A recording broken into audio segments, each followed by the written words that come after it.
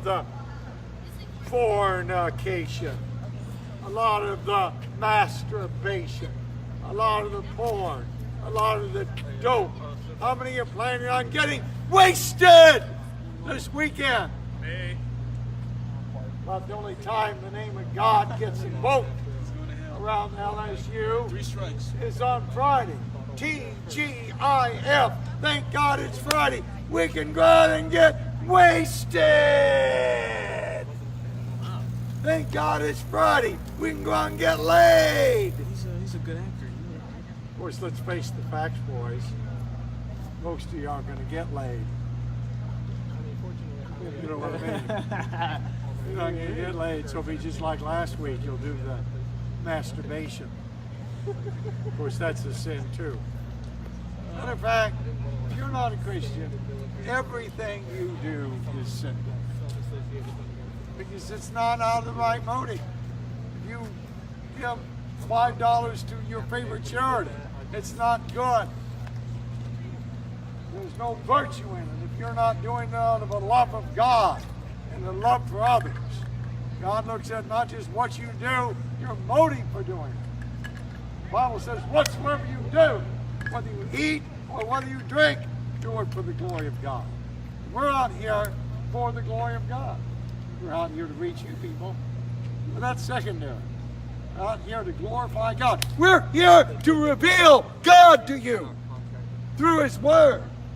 God has come to us in the volume of a book, the Bible. We got back from Christmas break not long ago, 2,000 years ago. The Word became flesh and dwelled among us, and we beheld His glory, the glory of the only begotten of the Father, full of grace and truth. See, our lives reveal Christ. Someone yesterday asked me for evidence of Christianity is true. The Bible is true. And you know what I told them? I'm the best evidence you've ever encountered for the truth of Christianity. My faith is your evidence. My life is your evidence. We live this thing. We live it 24 hours a day. We just don't live it on Sunday morning. It's easy to be good on Sunday morning, but while you're on post, all the whoremongers and whores are sleeping in. And so not too much temptation Sunday morning. A lot of temptation on Saturday night. A lot of temptation. What about an evening service? What's that? What about an evening service on Sunday so you can sleep in and go to church? Yeah, well, they used to have evening services. Most churches did. Sorry. Very few churches that have evening services. Yeah, it's an exception. Some city this size, among several churches, but most churches don't have Sunday evening service. Ideally, you should go to both. Whenever the church, she goes to church, how many times? 14 times. A week? 14 times a week, sometimes. Yeah. Her church is real active, Pentecostal. The whole life revolves around celebrating Christ, glorifying God, and studying the Bible, and singing hymns, and maybe even a little dancing. We go to church, we like the Pentecostal way. Singing and dancing. We're not dead and dry. We like some excitement. We're Holy Ghost people. See, what makes us different from most of you people is this. I'm a man filled with the Holy Ghost. The third person of the Trinity dwells in me. Amen. God is in me. God is in Brother Frank and Sister Myrna. That's why people are drawn to us. We just come out and lift up our voice, and people start coming from all over campus. Someone told Brother Frank yesterday, one student came up and said, you guys are the talk of campus.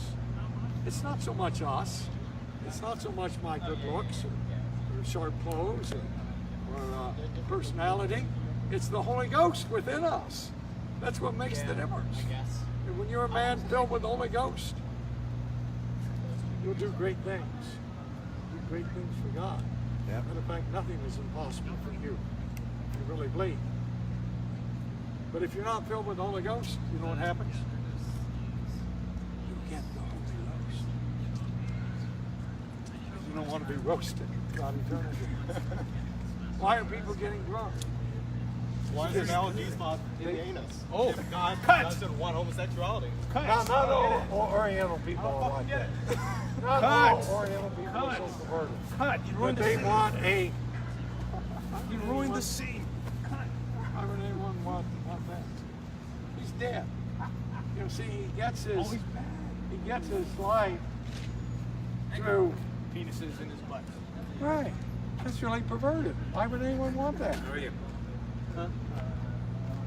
Or why would anyone want to put their penis there? I mean, you really have to be perverted. You think about it. I'm on with it. I'm on with customer See, service right now. you realize that when you at a certain age, you come into the age of accountability, 13. You know, your boys are coming into puberty, and you recognize an emptiness in your life. So you think, if I can just get the sex, that's what it'll take to fulfill me, the sex. And you get the sex, you girls get it, these boys had a premature ejaculation and you didn't get anything out of it. And then you think, well, if I can just get the dough. A little bit of the devil's lettuce. Yeah. And no, and that is kind of exciting. Getting drunk first time, it's kind of exciting. After a while, it's stop. And it takes a lot more to get you drunk, a lot more drugs. You gotta have stronger drugs. First thing you know, you're hooked and you're crashing and your life is ruined. You can't hold down a job. You're dead spiritually. What's missing? Or maybe you go follow something legitimate, football. But you overdo it. You're not happy if your team's losing. And you're down in the dumps if your team loses. The only time you're happy is when your team wins. See, nothing wrong with going to a football game. I'm not saying that. But to make it the center of your life, let's face it, sports is the center of a lot of person's life. They make a God out of it. What you need is God. And the Bible says the joy of the Lord is our strength. So when we're filled with the Holy Spirit, we have joy. A lot of people looking for fun. Fun is a state of circumstances. Joy is a state of mind where you have a relationship with God. What we do is exciting. That is fun too. We have a lot of fun out here. Pressing your button, so to speak. And but we have purpose. See, a lot of you are acting purpose. You ever thought about the meaning of life? To build cities. But so, you know, here you are in college. You would think you're in college, they ought to be able to teach you that. But they don't know either. These college professors is confused, if not more confused than you people. You've had 20 years of confusion, they've had 40 years of confusion. They're way off. They don't know the meaning of life. And someone will tell you life has no meaning. Ever heard them say that? I know a little bit, but at the same time, it's just like, You know what I say? Well, why use that word meaning? Why use the word purpose? Who knows, man? See, because we intuitively know life does have meaning. That's why Grandpa dies, he gets sad. Grandma dies, he gets sad. Some friend dies, you drug overdose or whatever, you're kind of sad. Because you know that life had meaning to you, purpose. We're created in the image of God. That gives us purpose and meaning. You need to think about these things. The meaning of life is to glorify God and enjoy Him forever. See, we got Him forever to look forward to. Without God, you just got 50, 60, 70, maybe 80 years. Perhaps 90, like Sister Pat. But we all run out. We all run out of time. We run out of time before we know it. Then we face judgment. We got to finally, every semester you got final exams. A lot of people don't even start preparing for final exams. Have him with us. Your nemesis. Not doing too I didn't even know that was him. They all Got to be gone. Listen, you black people, Christianity is for you too. We don't discriminate. It's for all colors of people. Oriental peoples, No, you messed up. Don't do this again. Indian people, for everybody. You ruined yourself. Yeah. So, anybody, you guys want to get saved? Are any of you saved? That's not good. That's not good. He's just painting. Yeah.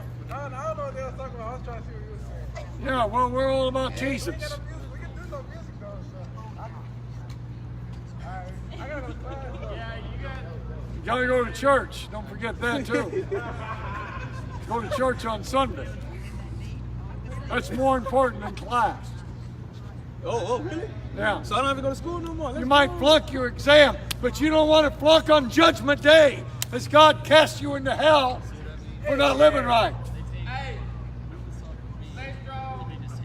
Think about it.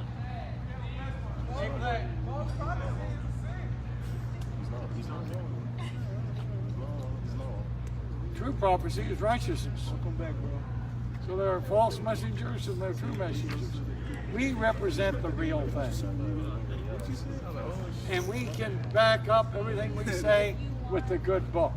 We can back it all up with the Bible. A lot of you haven't even read enough of the Bible to know whether we're speaking the truth or not. You said that. You know, on the final exam. When do you guys like go home and stuff? What's that? When do you guys usually like finish all this stuff? Oh, well, this will be our last day. Friday we usually stop early. What time is it? 3:19. Yeah, we'll probably be finishing up in 15 minutes or so.